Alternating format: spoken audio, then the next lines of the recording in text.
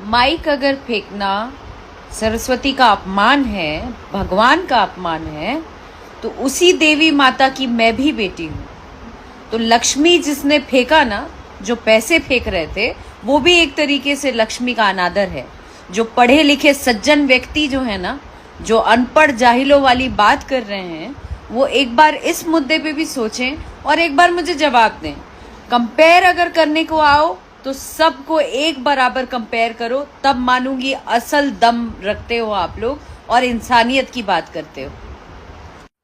जितने भी गणमान्य व्यक्ति हैं ना, जो अपने मुंह से अलग अलग तरीके के शब्द निकाल रहे हैं या अपने अपने मन से टिप्पणी कर रहे हैं चंद व्यूज के लिए या चंद पैसों के लिए या अपने जो कुछ लोग होंगे उनको खुश करने के लिए, तो प्लीज आपसे दरख्वास्त है कि आप लोग ओरिजिनल वीडियो, अगर आप में दम है